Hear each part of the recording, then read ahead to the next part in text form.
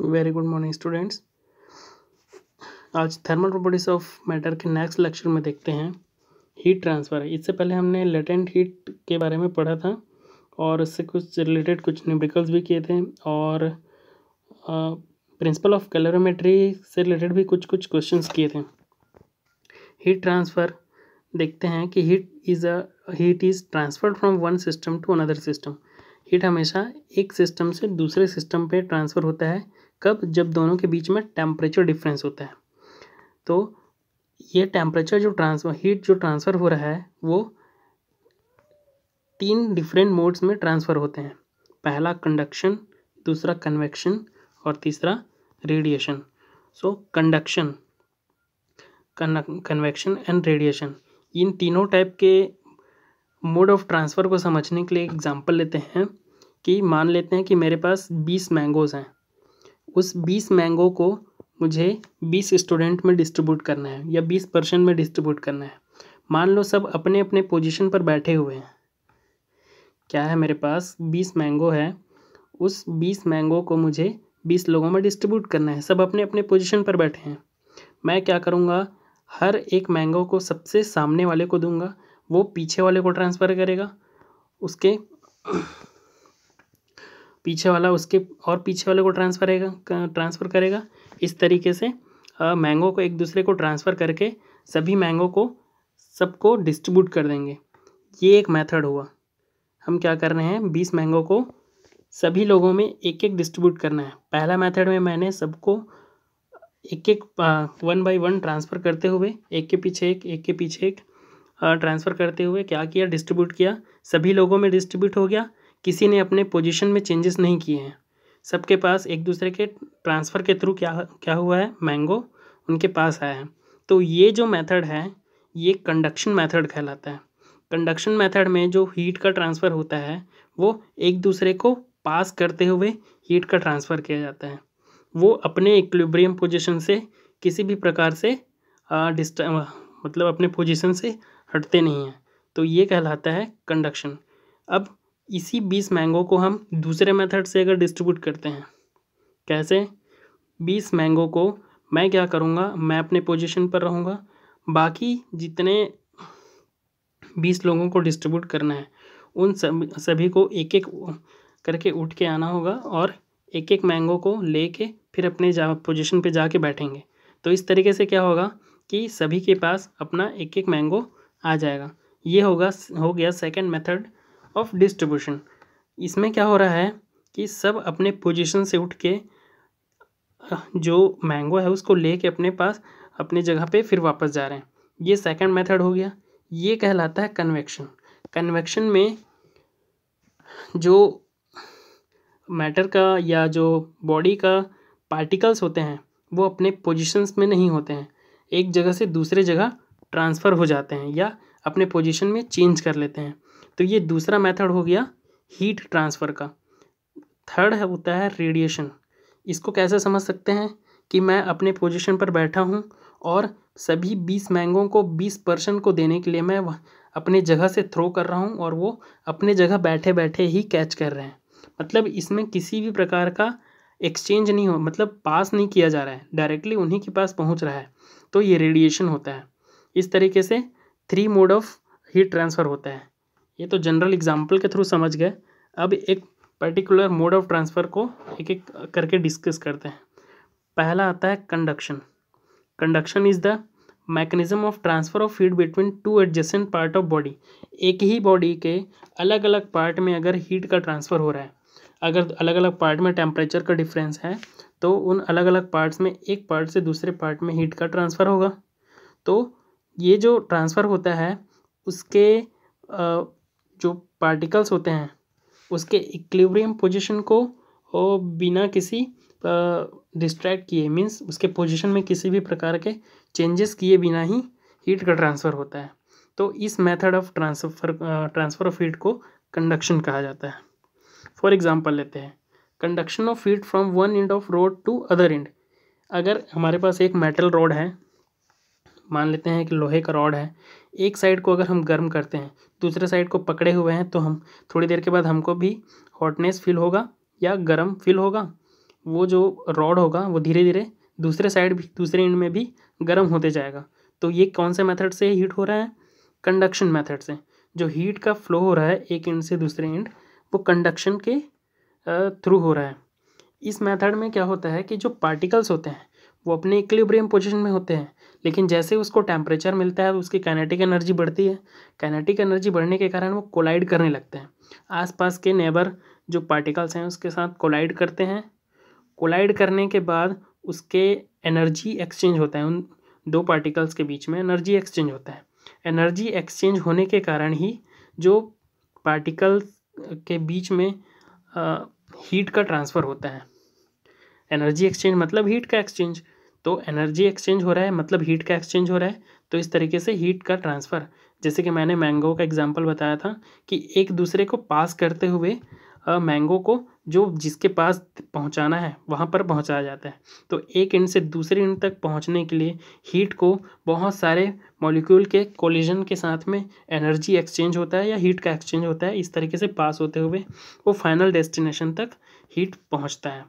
तो इसका जो अमाउंट ऑफ हीट है उसको कैलकुलेट करने के इसको एक्सपेरिमेंटली ऑब्जर्व किया गया और उसके साथ में इसका एक रिलेशन दिया गया है। मान लेते हैं कि हमारे पास एक रॉड है जिसका लेंथ L है और इसके cross sectional area capital A यहाँ पर लिया गया है।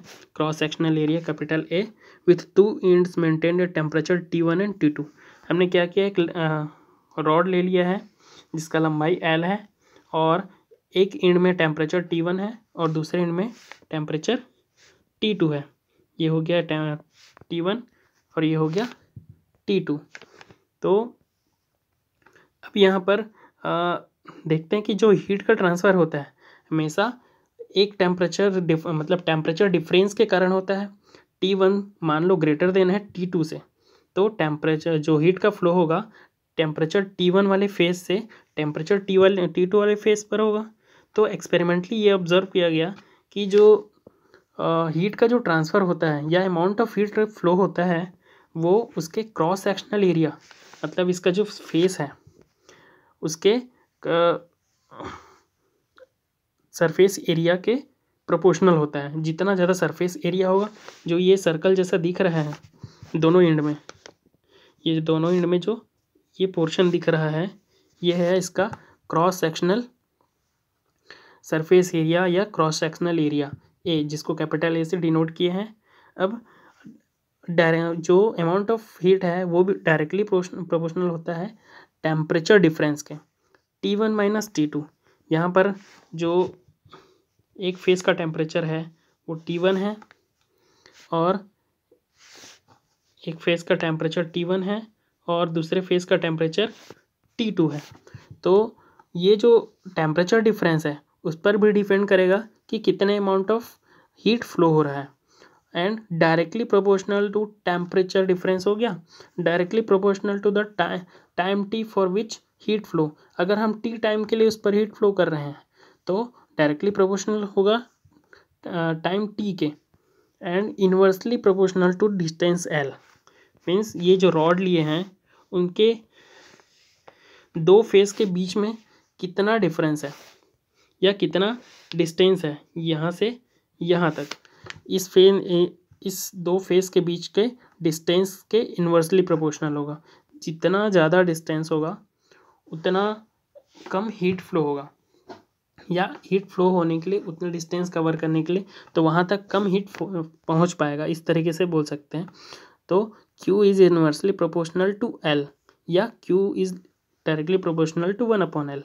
इन चारों रिलेशन को जो चारों प्रोपोर्शनैलिटी को एक रिलेशन में साथ रखते हैं तो Q प्रोपोर्शनल टू हो जाएगा A T1 minus T2 T में कैपिटल L, जहाँ पर A है cross sectional area, T1 minus T2 है टेम्परेचर डिफरेंस और स्मॉल t है time taken and capital L है दो फेस के बीच में लेंथ या डिस्टेंस बिटवीन टू फेसेस। अब यहाँ से हम कांस्टेंट ऑफ प्रोपोर्शनैलिटी लगाते हैं capital K। Q is equal to हो जाएगा KA T1 minus T2 small T upon capital L. So Q is equal to, ये जो रिलेशन मिला है वो अमाउंट ऑफ हीट फ्लो है किसी टाइम टी के लिए, जब क्रॉस सेक्शनल एरिया दिया हुआ है, लेंथ दिया हुआ है और टेम्परेचर डिफरेंस दिया हुआ है। तो यहाँ देखेंगे K is the constant of proportionality, जिसको थर्मल कंडक्टिविटी ऑफ मटेरियल कहा जाता है। और हर मटेरियल का थर्मल कंडक्टिविटी डिफरेंट डिफरेंट होता है। जैसे जो मटेरियल जैसे ब्रास हो गया, कॉपर हो गया, या मेटल्स में ये जितने भी मेटल्स आते हैं, वो नॉन मेटल्स में वुड और प्लास्टिक वगैरह, ये सब जितने भी मटेरियल्स होते हैं, सभी का जो थर्मल कंडक्टिविटी ऑफ मटेरियल होता है वो कांस्टेंट होता है और सभी मटेरियल के लिए डिफरेंट डिफरेंट होता है। इसका यूनिट्स की बात करते हैं तो K इज इक्वल टू, इस रिलेशन से हम देखेंगे तो K इज इक्वल टू हो जाएगा, L ऊपर चले जाएगा तो Q इंटू एल अपॉन में del T A into small T, या K is equal to Q L upon A T into del T. तो यूनिट K का यूनिट यहाँ से निकालते हैं तो Q का यूनिट होता है जूल, लेंथ का यूनिट होता है मीटर, एरिया का यूनिट होता है मीटर स्क्वायर, और टी का यूनिट होता है टाइम का सेकंड, तो यह और टेम्परेचर का डिग्री सेल्सियस, या फिर इसमें केल्विन भी ले सकते हैं। तो unit of K is equal to हो जाएगा J जूल पर metre second degree Celsius. Now अब देखते हैं कि जो टेम्परेचर चेंजेस आते हैं, अगर हम एक साइड को एक रॉड लिए हैं और एक साइड को हीट कर रहे हैं, मान लेते हैं हमारे पास ये रॉड है और एक साइड को हीट कर रहे हैं और एक साइड किसी पर्टिकुलर टेम्परेचर पर है, तो एक साइड को हीट करने से उसके टेम्परेचर में चेंजेस आते जाएंगे। जैसे जितना ज़्यादा हीट मिलते जाएगा उसका टेम्परेचर इंक्रीज़ होते जाएगा। तो टाइम के साथ में उसका टेम्परेचर जितना इंक्रीज़ होते जाएगा या चेंजेस होते जाएगा, एक पर्टिकुलर डिस्टेंस पर अगर मान लेते हैं कि यहाँ पर किसी पर्टिकुलर डिस्टेंस x पर, यहाँ से यहाँ की दूरी x पर जो टेम्परेचर, गिवन टेम्परेचर है या टेम्परेचर जो इतना इंक्रीज़ हुआ है वो T1 है, और किसी टाइम T1 पर अगर मान लो टेम्परेचर कैपिटल T1 है तो T2 टेम्परेचर पर उसका टेम्परेचर चेंज हो के कुछ वैल्यूज़ में चेंजेस आ जाएंगे। मतलब समय के साथ उसके टेम्परेचर में वेरिएशंस आ रहे हैं। तो यहाँ पर ये क्या, कौन सा स्टेट कहलाएगा, वेरिएबल स्टेट। लेकिन जब लास्ट का जो मैक्सिमम जितना अमाउंट हीट मिलना था उसको वो मिल गया, उसके बाद क्या होगा कि उसका एक फेस का जो टेम्परेचर है वो मेंटेन हो जाएगा, कांस्टेंट हो जाएगा, और उसके साथ में जो डिस्टेंस है, पर्टिकुलर डिस्टेंस पर जितने भी वैल्यूज़ हैं टेम्परेचर के वो भी कांस्टेंट हो जाएंगे। तो ये जो स्टेट कहलाता है वो स्टेडी स्टेट कहलाता है। ठीक है, फिर हीट करेंट देखते हैं। What is heat current?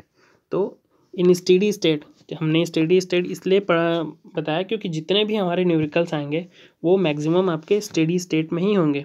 Temperature of each cross section of matter remains constant. अगर पर्टिकुलर डिस्टेंस पर किसी टेम्परेचर की वैल्यू, किसी फेस पर टेम्परेचर की वैल्यू T है तो टाइम के साथ में वो वेरिएट नहीं करेगा, कांस्टेंट रहेगा, उसको कहते हैं steady state.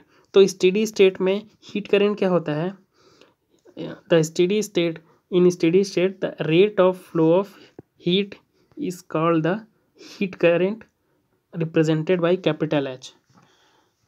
Means amount of heat flow पर यूनिट टाइम। एक यूनिट टाइम में जो जितना हीट फ्लो हो रहा है किसी सरफेस एरिया से या क्रॉस सेक्शनल एरिया से, वो उसका हीट करेंट कहलाता है। So it is the amount of heat flow पर unit time. H is equal to Q by T. Q heat होता है और T टाइम। किसी Q अमाउंट हीट को T टाइम के लिए कराया जाता है या फ्लो होता है, तो heat current H is equal to हो जाएगा Q बाई टी।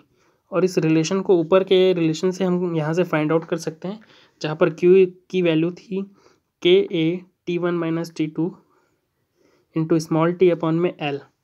तो यहाँ से T को यहाँ इस Q के नीचे लाएंगे तो यहाँ से H इज इक्वल टू हो जाएगा KA T1 minus T2 upon में कैपिटल L। जहाँ पर T1 माइनस T2 हमेशा पॉजिटिव रहेगा, जिसको हम चेंज इन टेम्परेचर भी कहते हैं। कोफिशिएंट ऑफ थर्मल कंडक्टिविटी, जो हमने यहाँ पर ऊपर में जो हमारे पास K की वैल्यू है या K जो हम लिए हैं, ये है हमारा थर्मल कंडक्टिविटी। थर्मल कंडक्टिविटी को हम देखते हैं कि इफ़ क्रॉस सेक्शनल एरिया, उसको यूनिट लेते हैं, मीन्स एक यूनिट क्रॉस सेक्शनल एरिया लेते हैं, और लेंथ यूनिट लेंथ लेते हैं, टाइम भी यूनिट टाइम लेते हैं, और चेंज इन टेम्परेचर, उसको भी यूनिट टेम्परेचर इंक्रीजेस लेते हैं या चेंजेस लेते हैं। तो amount of flow of heat Q is equal to क्या हो जाएगा, K के बराबर हो जाएगा, क्योंकि बाकी वैल्यूज़ यूनिट वैल्यूज़ हो जाएंगे। तो यहाँ से इसको इस तरीके से डिफाइन कर सकते हैं, the coefficient of thermal conductivity of a material is defined as the amount of heat flowing पर second through a rod of that material having unit length and unit cross sectional area in steady state when the difference between two ends of rod is 1 degree Celsius और 1 kelvin. इस तरीके से इसमें ये बोल सकते हैं कि जो एक यूनिट लेंथ का रॉड है, उसका cross sectional area unit cross sectional area है, और उसमें यूनिट टाइम तक के लिए हम क्या कर रहे हैं, हीट फ्लो कर रहे हैं। तो उसमें जितना हीट फ्लो होगा किसी यूनिट टेम्परेचर इंक्रीज करने के लिए, तो वो किसके बराबर होगा, उसके कोफिशिएंट ऑफ थर्मल कंडक्टिविटी के। इसका SI यूनिट भी, अगर K का यूनिट हम निकाल चुके थे, जूल पर metre second kelvin common unit है। जो ये तो SI यूनिट हो गया जो जूल में ले रहे हैं।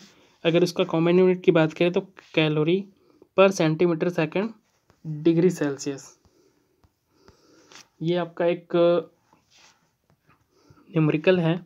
2 inch of copper rod of length 20 centimetre, cross sectional area 50 centimetre square is kept at the temperature 100 degree Celsius and 0 degree Celsius. Calculate the amount of heat per unit time in copper rod. Flow of unit time था यहाँ पे, calculate the flow of amount of heat per unit time in copper rod, where copper का जो thermal conductivity दिया हुआ है 400 वाट पर metre degree Celsius given है। कॉपर का 400 वाट जो थर्मल कंडक्टिविटी दिया हुआ है 400 वाट पर मीटर डिग्री सेल्सियस, और लेंथ दिया हुआ है, क्रॉस सेक्शनल एरिया दिया हुआ है। इस रिलेशन में हमको क्योंकि बोला गया है calculate the amount of heat per unit time, flow of amount of heat per unit time, जो कि हमारा हीट करेंट के बराबर होता है, इसलिए H इज इक्वल टू क्या हो जाएगा, KA del T upon L। यहाँ पर हम वैल्यूज़ पुट करेंगे तो H के वैल्यू यहाँ से हमको मिल जाएगा।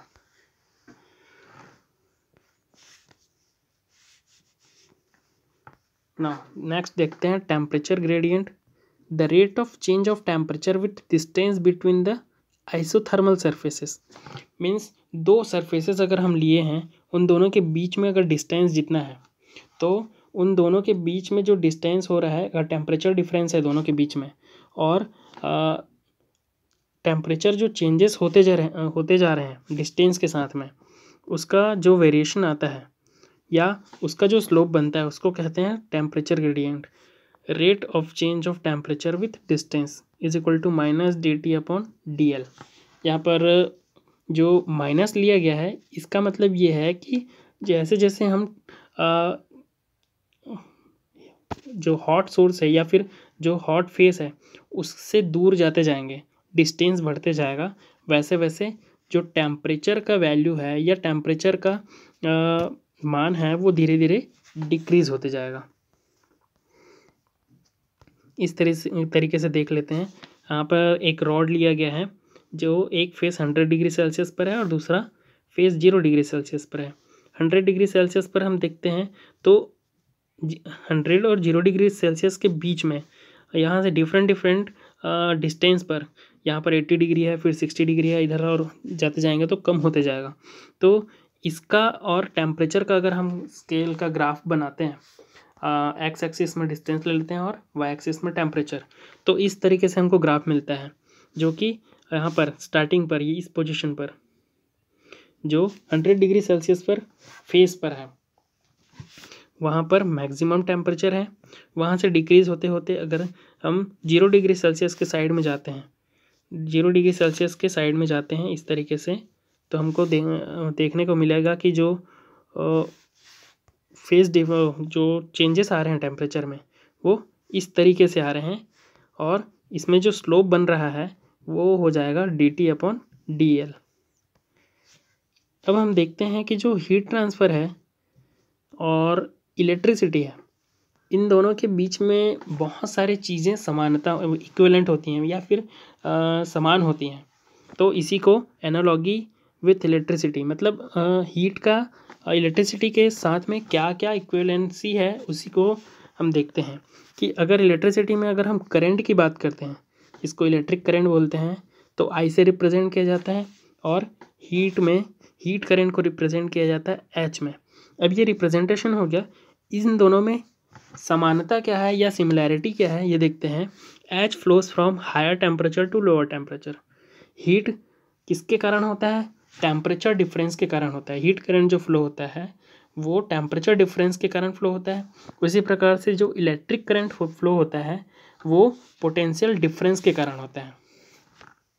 दो फेस के बीच में या दो पॉइंट्स के बीच में अगर पोटेंशियल डिफरेंस होगा तभी इलेक्ट्रिक करंट फ्लो होगा। तो H का जो हमने वैल्यू देखा था या H का जो रिलेशन देखा था, H is equal to KA∆T/L, KA∆T/L। उसी प्रकार से अगर हम इलेक्ट्रिक करंट में देखते हैं तो I का रिलेशन होता है चेंज इन वोल्टेज अपॉन में रेजिस्टेंस ΔV/R। ये है I का रिलेशन इलेक्ट्रिक करंट में। तो अगर इन दोनों फॉर्मूलेशन को अगर हम इक्विवेलेंट करें तो H इज इक्वल टू, हम इसको इस तरीके से लिख सकते हैं, H is equal to ΔT/L/KA। यहाँ पर देखेंगे ये जो रिलेशन मिल रहा है ये वाला, इसको हम क्या लिखे हैं, H is equal to ΔT/L/KA, जहाँ पर L/KA इसको अगर इक्विवेलेंट लेते हैं R के, तो यहाँ पर R रेजिस्टेंस है, क्या है, इलेक्ट्रिकल रेजिस्टेंस या इलेक्ट्रिक रेजिस्टेंस। तो उसी के इक्विवेलेंट L/KA को, इसको अगर R के इक्विवेलेंट लेते हैं तो ये थर्मल रेजिस्टेंस हो जाएगा। या फिर इसको इस तरीके से रिप्रेजेंट कर सकते हैं, H is equal to ΔT/RH, और या फिर RH is equal to L/KA। इस तरीके से इलेक्ट्रिसिटी और थर्मल कंडक्टिविटी, इन दोनों में जो हीट का ट्रांसफ़र होता है या करंट का ट्रांसफ़र होता है, हीट करंट या इलेक्ट्रिक करंट, इन दोनों में इस तरीके का सिमिलैरिटी होता है, और एक दूसरे को इसलिए इसको एक दूसरे का एनालॉगी भी कहा जाता है। फिर इसके कुछ एप्लीकेशंस हैं। जो कंडक्शन हमने पढ़ा है या थर्मल कंडक्टिविटी, उसके कुछ एप्लीकेशंस हैं। पहला, woollen clothes keep us warm, मतलब हम जो ऊनी कपड़े पहनते हैं वो गर्म क्यों होता है? उसका रीज़न ये है कि जो वूलन क्लॉथ्स होते हैं उनके बीच में जो गैपिंग होता है उसमें एयर फिल होते हैं। जो एयर फिल होने के कारण, चूँकि air is a bad conductor of heat,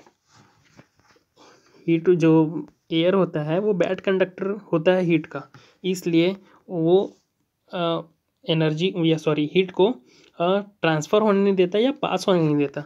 इस वजह से जो हमारा बॉडी का जो टेम्परेचर होता है वो उसको मेंटेन रखता है और बाहर के इन्वायरमेंट से हीट ट्रांसफ़र नहीं होने देता है।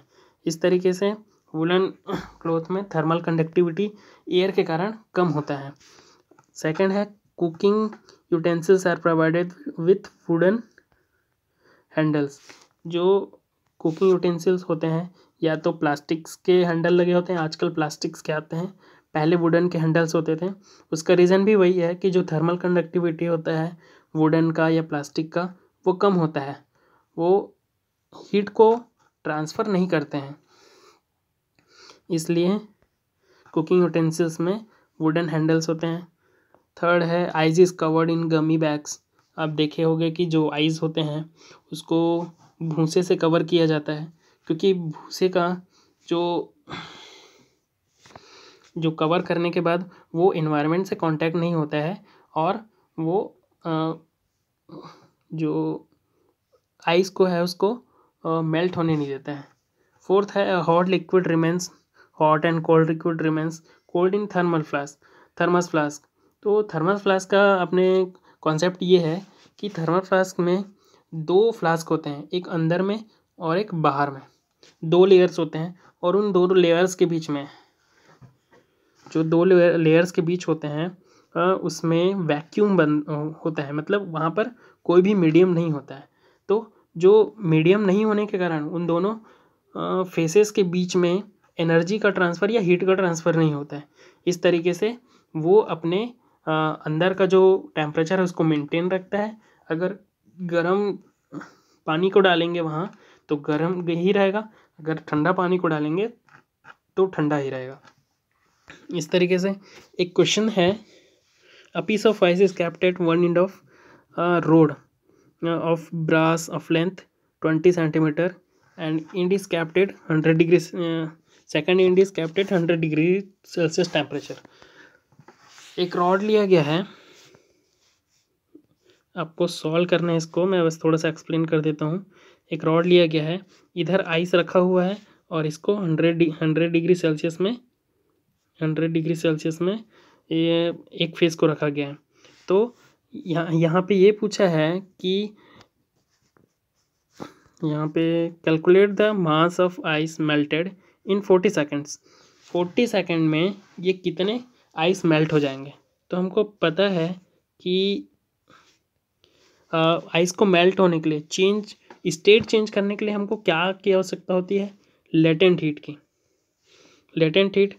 और हमको पता है कि Q is equal to M into L के बराबर होता है। ये तो लेटेंट हीट हो जाएगा। तो अमाउंट ऑफ हीट जो एक फेस से दूसरे फेस में ट्रांसफ़र होगा वो किसके इक्वल होना चाहिए, उसके लेटेंट हीट के। और लेटेंट हीट Q के इक्वल होना चाहिए, और जितना Q उसको देंगे उतना अमाउंट में क्या होगा, जो आइस है वो मेल्ट होगा। तो टाइम T के लिए दिया हुआ है 40 सेकेंड दिया हुआ है। तो 40 सेकेंड में कितना अमाउंट ऑफ हीट एक फेस से दूसरे फेस में ट्रांसफ़र होगा, और वही अमाउंट ऑफ हीट उसके फ्यूज़न के लिए उसके मेल्टिंग होने के लिए उसको ज़रूरत होगी। तो M इंटू L से इक्वेट कर देंगे। Q इज इक्वल टू हमारे पास जो रिलेशन पहले मिला था KA, जो Q इज इक्वल टू ये वाला रिलेशन मिला था, Q is equal to KA del T, या इसको T1 माइनस T2 ऐसा भी लिख सकते हैं, अपॉन में L इंटू T। ये जो मिला था रिलेशन, इसको हमको इज इक्वल टू रखना है किसके, ML के, चूँकि Q is equal to ML है, इसके रखना है। तो यहाँ से हमको M की वैल्यू मिल जाएगी और इस तरीके से इस क्वेश्चन को सॉल्व कर सकते हैं। तो आज के लिए बस इतना ही। कुछ टेक्निकल प्रॉब्लम इशू की वजह से आज वीडियो नहीं हो पाया था, इसलिए मुझे इस तरीके से वीडियो बना के भेजना पड़ा। सो आप इस क्वेश्चन को सॉल्व करके आंसर फाइंड आउट कर लेंगे। Thank you.